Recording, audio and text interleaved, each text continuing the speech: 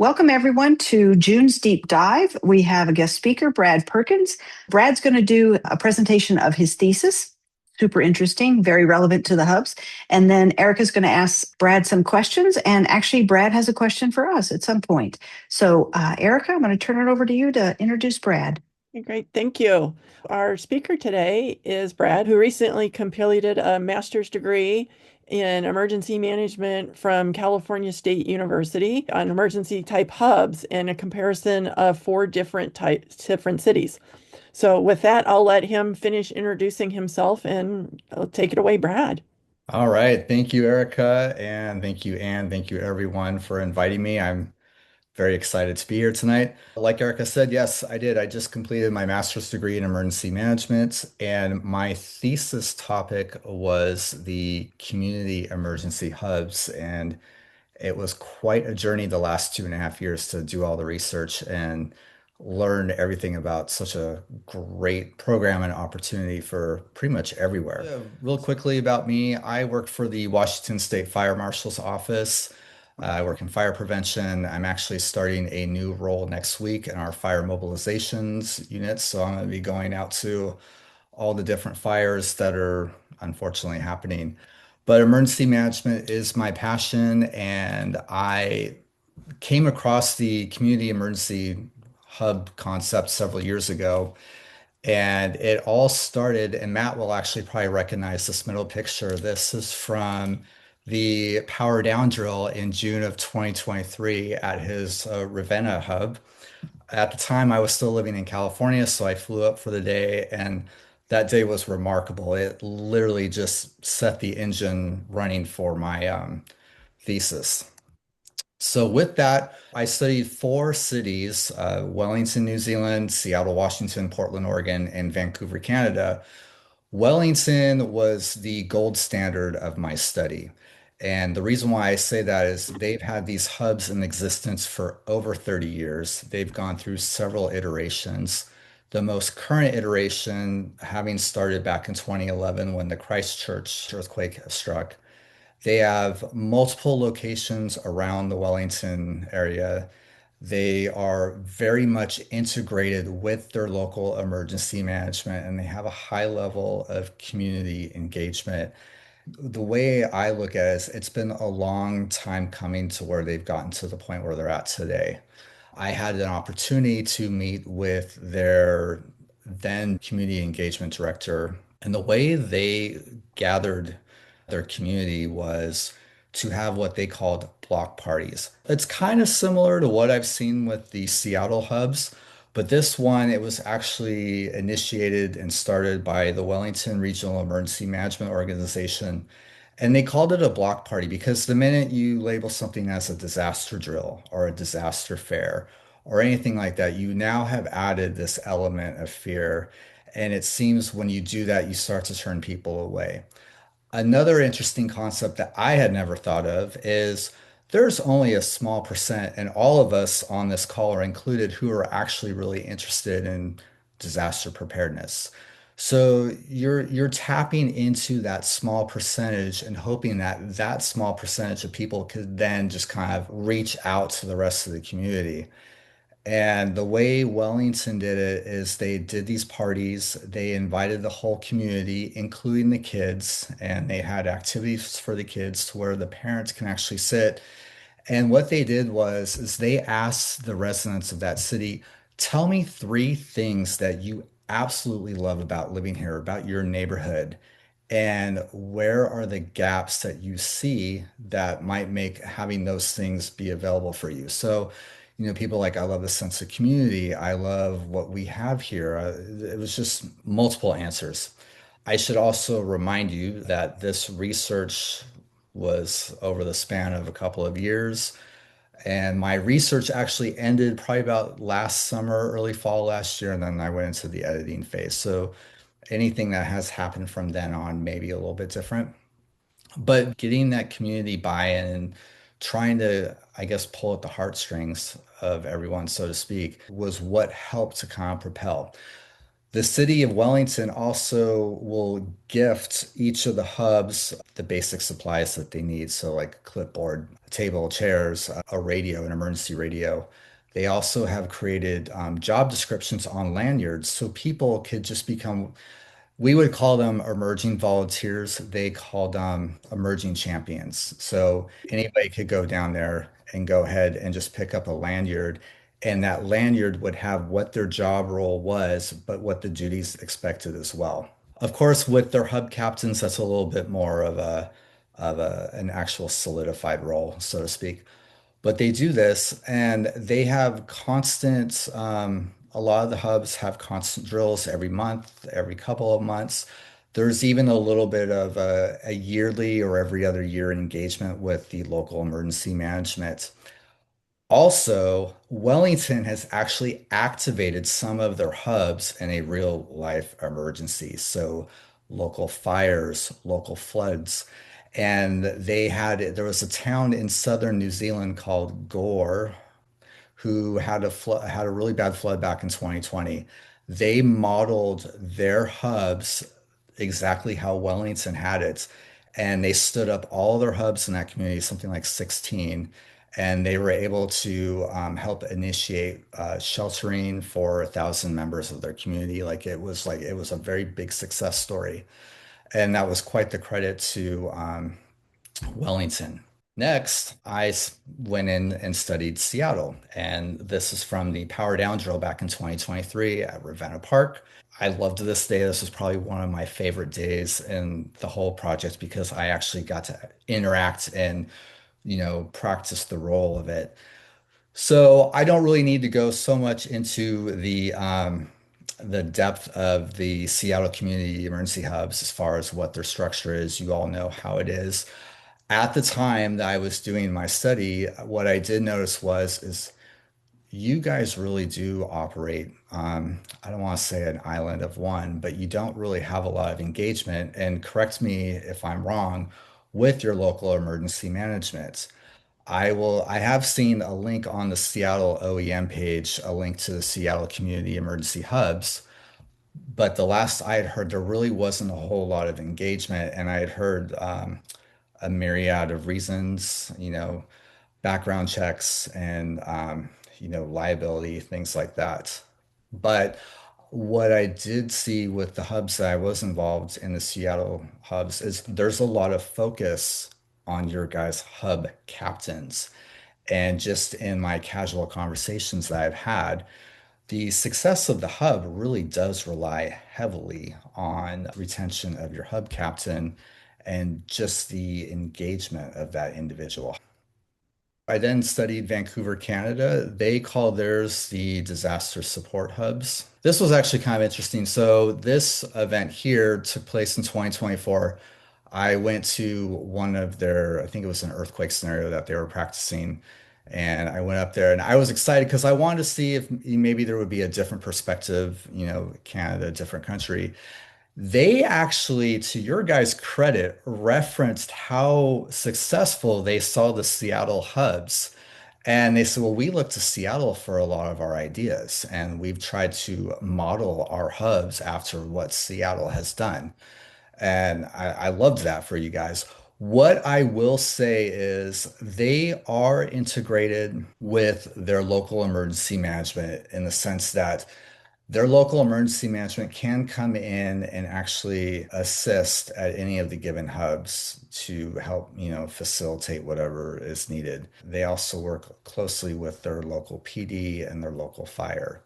When I was at this drill, I didn't see anybody from their local emergency management, but I did see their local PD, their local fire. It had where you guys, when you were doing your drills, it had definitely it was that individual, that hub, and everyone had stood up and was making it work, and it was great. The ones in Canada, it felt almost like a disaster, kind of like a disaster fair. There was a bit of that vibe as well. So I'm not sure if maybe that got a little bit more foot traffic. I'm also not sure exactly if they just happen to have more of an engagement with their hubs. I will say I did struggle with the Vancouver hubs a little bit, only because trying to get anybody in their emergency management to give me a call back, that was one of the limitations of the study, was that my information was somewhat limited. Next, I did Portland. So this one was interesting because I actually love their setup. Their setup is definitely supported by their local emergency management, and they are all in. But here's the thing, these hubs in Portland only work in the event of a major earthquake. And it's a shame because I feel like they could be stood up for other emergencies as well. But just their name, the basic emergency, earthquake emergency communications node, or what they call beacons, their goal is that in the event of a Cascadia earthquake, they've got 50 locations around their city. The volunteers are expected, very much similar to yours, within 12 to 24 hours, show up, set up their hub, and they're in constant communication with their local fire department and with their local emergency management. And they seem to also have pretty regularly scheduled drills. So from what I was able to gather, it was about anywhere from 2 to 3 times a year with their local emergency management. And what they do is they'll practice these drills at one of their sites with their volunteers on the scene, but then they've also got volunteers at their local fire department who is then communicating with the emergency management department. So you find a lot of information about the beacons on the Portland Bureau of Emergency Management website, and it's something that seems to be kind of integrated with their NETs, which is their neighborhood emergency teams, kind of similar to CERTs. So I feel like with Portland, there's definitely that integration that goes in with it.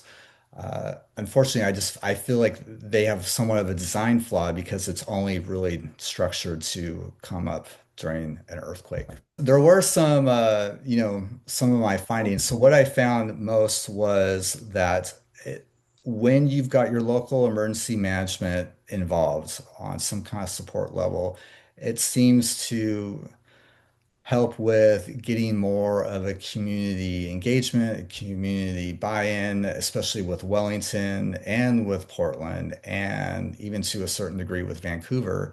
You've got your local EM department who is helping to support these hubs. They are giving them the equipment. They're what they call gifts. What I will say I did notice that was pretty universal with all of the hubs is there's definitely that Good Samaritan law. So Wellington's very crafty in how they word their descriptions. Like they've got a full book on how to operate a hub, best practices, but their wording is very specific. They are not telling you what to do. They're kind of giving you an idea of what would work best or what your end result is. Because the minute they actually tell you how to operate a hub and give you directions step by steps, they have then tasked you with something, and then that raises the whole liability issue. So I found that very interesting. Vancouver, again, I could not find a whole lot I was not able to get the information I was hoping for, and that was one of the limitations I had in the study. But Portland, they rely on their Good Samaritan laws. So you're basically, it's if you're volunteering for the Red Cross or anything, you're there to you're there to help and support, and you're doing everything within the scope of your capability. What I did notice across all of the hubs, except at the last one I went to in Seattle last year, all of them, they basically are Wellington, Seattle, Vancouver, Portland. They do not do first aid. They are basically a means for gathering information, disseminating information, and helping with resource allocation. It was universal across all those fronts. I did notice there was a drill, I believe it was last year at the El Centro Raza place in Seattle last June or July. And it looks like there was somewhat of a medical component that they were talking about, maybe like a first aid. So I kind of found that interesting just because, what I wonder, and I don't have an answer for this, but I wonder are there any kind of, implications if you're providing any kind of first aid? Does that elevate it to some kind of responsibility? So I thought that was interesting. Um, so like I said, the limitations, I'm very fortunate to live in Olympia because it allows me to go to Seattle. It allowed me to go to Vancouver to actually experience this because I could read all the information, but it's another thing when you're actually able to run through a drill and actually experience it firsthand. And the way I saw the people operating in Vancouver was very reminiscent how I saw the hubs operating in Seattle. To Seattle's credit, I felt like it was a little less chaotic and a little bit more organized. So kudos to you. And I speak to that when I went to several of the events in the Seattle hubs.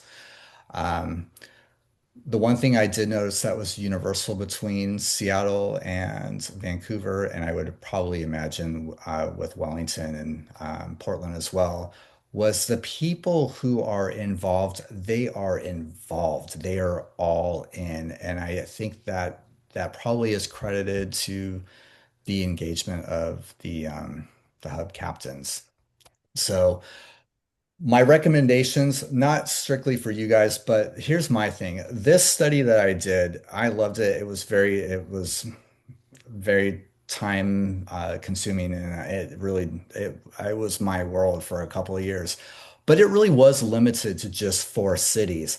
And what was interesting about these four cities, Wellington, Seattle, Vancouver, and Portland, they all share the same hazards. They're all on a major earthquake subduction zone. They all are within earshot of a major volcano. They all are exposed to tsunamis with the exception of Vancouver. Their chance of having a tsunami there is very low, but in the Puget Sound area, it's definitely a risk. Windstorms, weather, they all were the same. I would be curious, and I think Anne, I probably talked to you about this. I would be curious, what would it be like to have this in a place that, maybe is experiencing a hurricane, or maybe a colder climate, or maybe in a region that has different cultural customs and norms. Like, let's talk about that, right? And like there's so many variables. So Cindy and I have gotten contacted from folks interested in the hubs that do not have an earthquake risk. That's like Oh, low on their hazard list. okay. The one that comes to mind is Baltimore. I think that's one. Cindy might know of multiple ones. But the first thing that always comes up in our conversations is they're kind of weirded out that we plan to be outdoors. Like Yeah, they never plan for that. So the idea of a canopy out in a field is just kind of foreign to them. So sure. when we tell them that, they kind of just go, "Oh, I don't know that this would work for us." But we've talked to multiple people across the country about the idea, whether or not they've done anything with it. We're only in touch with one or two places.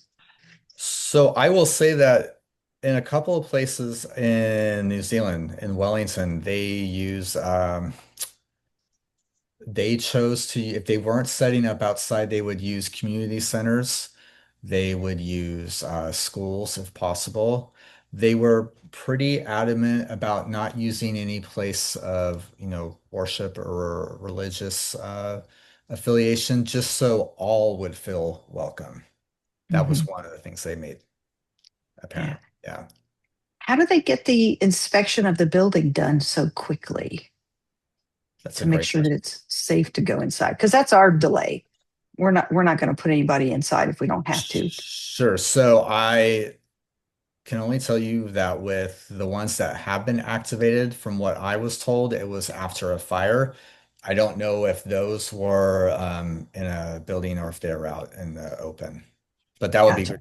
I mean, that would be something to think about after an earthquake for sure. That is my very quick speed through of this 2-year project, and it's something that I really could just talk forever. Thank you again for very much for a very informative summary of your master's Thank you. research.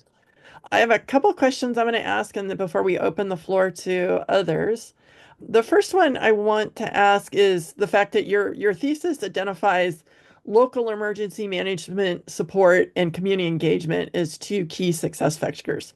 Mhm. And you kind of touched on this aspect about the local emergency management support as being one of these in the Seattle hubs where we don't have as strong of support or engagement as from your view as the others. And so I would like you to talk a little bit about that in regard to do you see what is the level of support in terms of headcount funding that you saw dedicated to this in the other cities?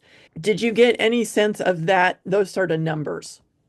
I didn't get an actual number, actual funding number, if that's what you're looking for. I will say with Wellington, the local emergency management will they gift them what they call this box. It's very similar to what you guys probably have in your cash boxes, and it has all the equipment. But the Wellington emergency management gifts that. Now there is grant funding. I did talk to members of all of these places, and they do rely on some grant funding as well. But specifically with Wellington, they pretty much provide them with all the equipment and was like, here you go. And, I think from what I've gathered from you guys just in my research and casual conversations, it's up to you to equip your own hubs from the way I understand it, right? And so you guys are having to come up with that funding, whether it's grant funding or it's your own money and having to maintain that. Whereas in Wellington and in Portland, they don't have that problem. Like it's provided, especially with Portland, they because it's integrated with their emergency management.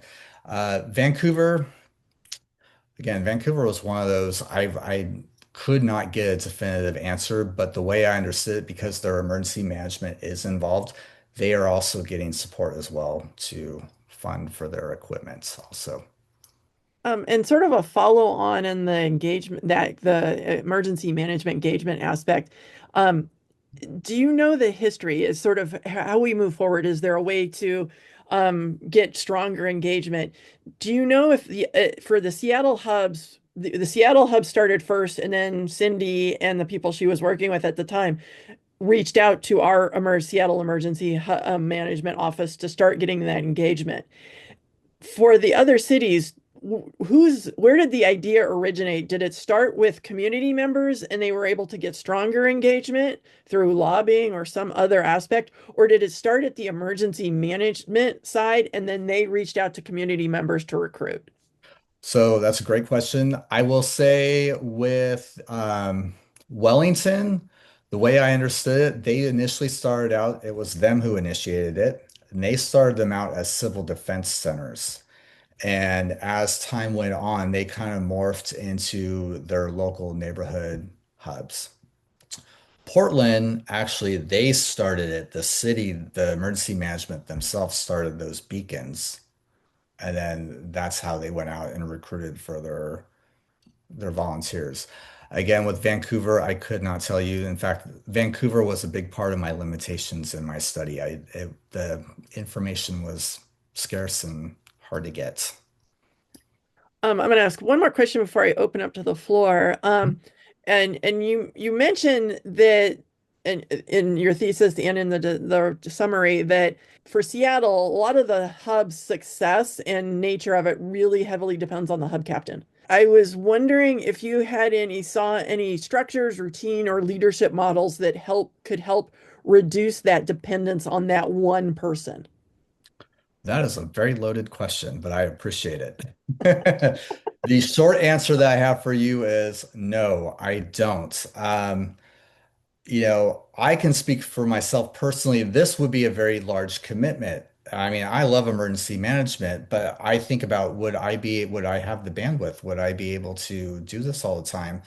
So I don't know how you gather all of that, right? And from what I gathered when I was talking to people with the Seattle hubs, a lot of them, I think the way I understood it, they were retired. Maybe they were part-time. Like they had a lot of maybe they didn't have quite as many obligations as say like your working families with kids. And it's a big ask. And think about when, in after a disaster, like people are, I think that's kind of the challenge is getting people to want to go beyond their homes to, go out there and help their community, right? And so like you're really kind of reaching out to people who are very invested and very attached to their community. And no, I wish I knew what the answer was because I think that if we knew what that answer was, that would solve a lot of problems. I will say, to your guys' credit, when I did have conversations with the people who were volunteering, like it definitely was very a strong sense of purpose in serving their community. And again, I think it's probably that 2% of the population in your local area who's going to be really disaster focused or disaster centric, so to speak. So, Okay, thank you. I'm yeah. going to open the floor up. Kurt, I see you have your hand up. You're aware, I think, of the of Seattle OEM's Shiva report. Yeah, I used parts of it for my thesis. Okay. Yeah, My question is that the Seattle hubs have to train up without ever having a chance to practice in an actual emergency. In hurricane country, they get to practice their hubbish things get to practice every couple of 3 years. sure. And here we're preparing for 100-year or 1,000-year events. And so we don't really have a chance to practice. And in the Shiva report, the other hazards that Seattle is worried about are very localized things, landslides and things like that, that 98% of the city is just fine and one neighborhood is flushed down the hill. I wonder if you see other things that the hub network ought to be considering responding to besides earthquakes. Well, absolutely. So here's my thing, you guys have practiced for your power down drills, right? So there's that hazard.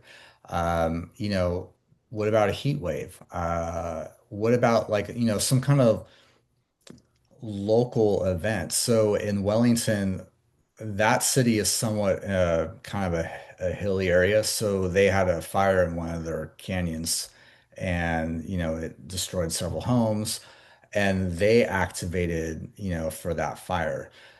Seattle's a little bit unique because it's Seattle, so it's urban and there's really no like mountainous or wild urban land interface, within the city limits.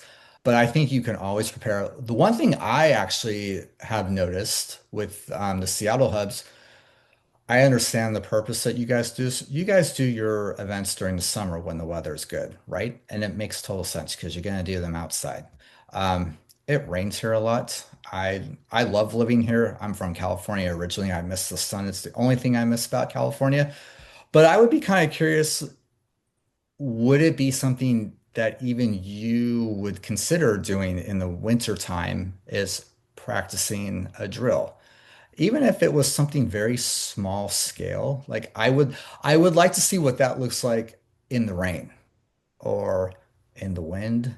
You know, I'm not going to say snow because it doesn't really snow very often, but think about that because, disasters don't just hit on a sunny day. I wish they did, but they don't, and I would like that. I also still am a fan of, the earthquake is the important thing, here. I did a lot of research on the earthquake history in Seattle, and I think unless you've been here for a really long time, you don't know and you don't appreciate just how many earthquakes this city has had in the course of the last 100 years and just how they do happen every so often. Nisqually was not just a one-off. There was 1965, there was 1949, and then there was scores of them in the 30s as well. So, there are definitely hazards here that I think people just don't appreciate as much Yeah, as we should. the problem with those earthquakes, I was in the 1965 earthquake, I was in the Nisqually earthquake, Hmm. and they were exciting, but the damage was extremely localized and Sure. wouldn't have been enough to mobilize the hubs, probably. I'm concerned that we're preparing for a disaster that may not happen in our lifetimes, and even if it does happen, might not be severe enough. Yeah. Well, but here's the thing though, even if it's local, that local area could be affected. What if power's gone out to that region? I mean, what if you've got people who don't have access to a car who can maybe drive a couple of miles away? What if there's always going to be someone who's not prepared, who doesn't have, their cell phone charged up or doesn't have like a radio. I mean, when I think about like battery radios, that takes me back to my childhood, but it's a thing, right? So like anything can happen. And even let's just say the city was what hadn't come down to a grinding halt. Who's to say that you couldn't use these hubs as just kind of some point of information as well? I hear what you're saying. Yes, of course. But I definitely see the value in them, and it's not just specific to your catastrophic disasters either. Do we have any other questions from the room? Yeah, I just want to make a quick comment, Brad. Your comment about practicing in the winter. My most horrific scenario is it's been raining for 7 or 8 days, Mhm. and then we have the earthquake, Yeah. the concomitant slides and the whole bit in, say, January. Yep. So yeah, doing a drill in January or February, I've been trying to talk people into doing that for years, but no takers. But I mean, and I totally get it. It's cold and it's wet. But I mean, it's something to think about. And someone just put something in the comments at night. I mean, again, I went through a major earthquake in Los Angeles back in 1994, and I lost my home in it.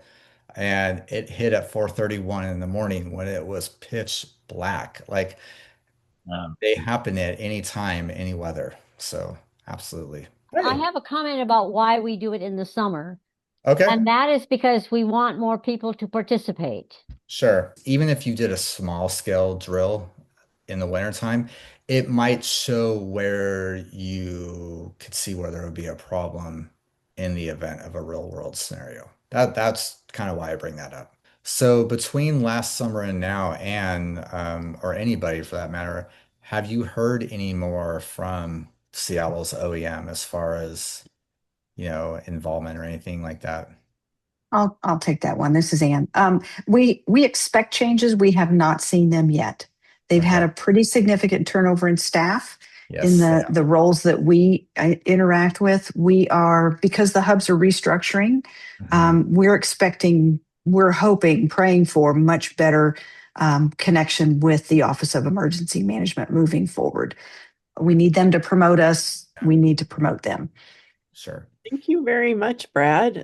This was super informative. Very, very much appreciate it. And congratulations on your master's degree. Yeah, thank you. I'm sorry. I felt like I kind of rushed through those slides. I would have had you guys here forever if I went through the whole thing. But yeah, no, thank you to you. Thank you to Matt. You were actually my first contact with the whole Hubs experience. So I thank you very much. And Anne and Cindy and Jody, all of you guys again, thank you. It was great. So yeah, keep me posted on any of your future drills. If I'm not being dispatched to a fire, I would love to attend. So Thank you, Brad. With that in mind, I am going to talk about the drill just real quick. We have one coming up in August, Brad, if you're okay. interested. I had intended to talk about the Shiva. It's a fairly long, it's like 30 plus slides. So I don't think I want to do that tonight. It's not urgent. So let me talk about the drill and then we'll release everybody. So we are getting together August 15th, which is a Saturday from 10 a.m. to 1 p.m. That's the hours that we're open to the public, 10 to 1. 4 different locations are opening up their hubs. Roosevelt in North Seattle, Madison Valley in Central Seattle, Rainier Beach in Southeast Seattle, and then Morgan Junction in West Seattle. So those 4 locations are opening up. We will have some scripts from neighbors saying, I'm a nurse, what can I do to help? So there will be a little bit of a medical component, but and Brad, you had kind of alluded to this earlier. In our last drill, we did have a medical component, mostly to get our volunteers to practice. How would you handle if medical people showed up and said, I'm here to help? how do we kind of scoot them off to the side to do whatever it is they're going to do? And how do we funnel resources and people their way? So, kind of the logistics of if people are hurt and we have medical people standing up wanting to help, how do we facilitate that happening, but not necessarily directing it? We are kind of stumbling on the same issue you raised about how much liability are we tackling here? Right. So up to now, it's only been the logistics of how do we collect the people and the stuff, the supplies, and get them working together somewhere kind of offsite, kind of on their own and kind of at their own risk. So we'll do that again for this drill.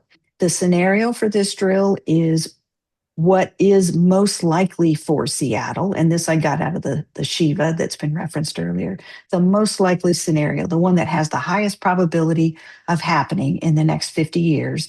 And I think it's an 87% chance of happening. So pretty darn high chance of happening in the next 50 years is something like another Nisqually earthquake. Yep. So Nisqually is a shallow earthquake. We feel it because it is so shallow. I'm sorry. Deep. Deep, yeah. Oh, my bust. Okay. So deep earthquake. And Nisqually was pretty far away. The epicenter was pretty far away from Seattle, which is why we didn't get as much damage as we could have. Our potential to get a deep earthquake with a closer epicenter is pretty high. So just because Nisqually was pretty mild doesn't mean the next one is going to be the same. It could easily shake Seattle quite a bit more. So anyway, that's our scenario. 200 buildings damaged, a couple unreinforced masonry buildings in the Pioneer Square area have suffered significant damage. Power outages kind of scattered throughout. It's just not an all-out devastating, thousands of buildings on fire kind of an earthquake, more of a mild one. So I talked about the medical. There is a change of shift in the middle of this drill. So we do want a volunteer coordinator for the first shift and a volunteer coordinator for the second shift. The thing we're going to push is what we learned, I think it was last year or the year before. It's how important the volunteer coordinator role is.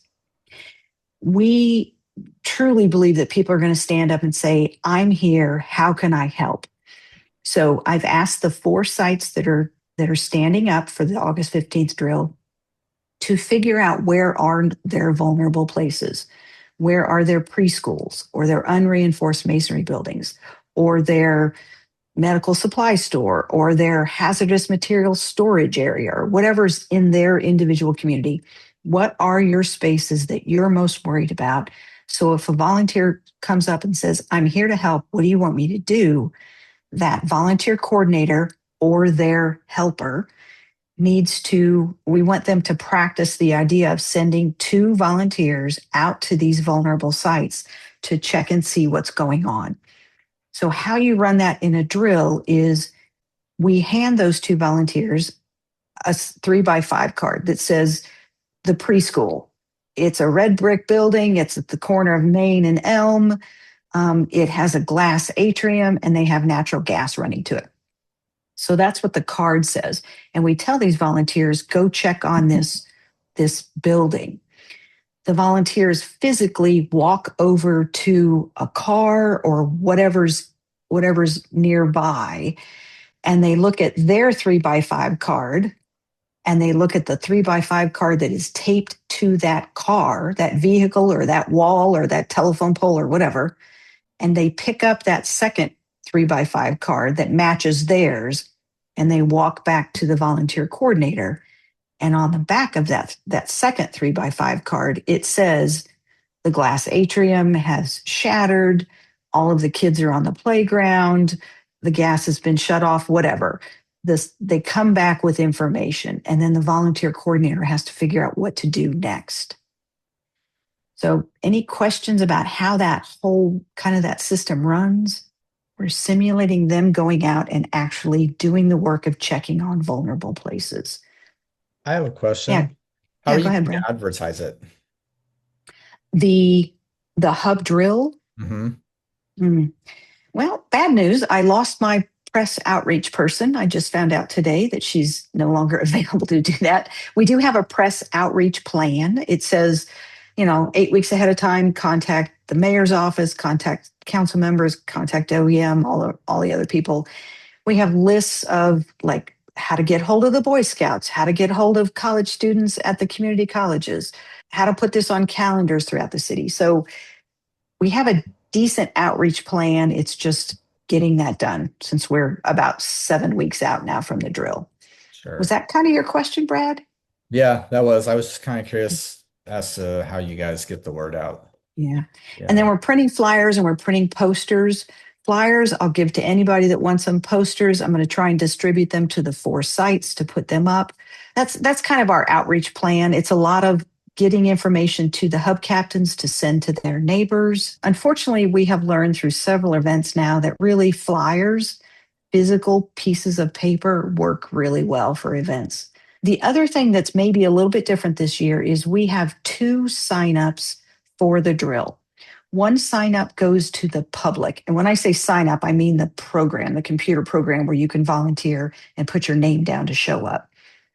One site is for the actual public. Like, please show up one of these 4 locations, either at 10 a.m., 11 a.m., or noon. We're hoping to get the public to commit to coming, and we're hoping to spread them out. If we give them an option of coming at noon, maybe they'll come at noon instead of everybody comes at 10, and by 11:30, we've got nothing to do. It also gives them a reminder. This program we use gives them a reminder a couple days ahead of time. Hey, you said you were coming to the hub drill.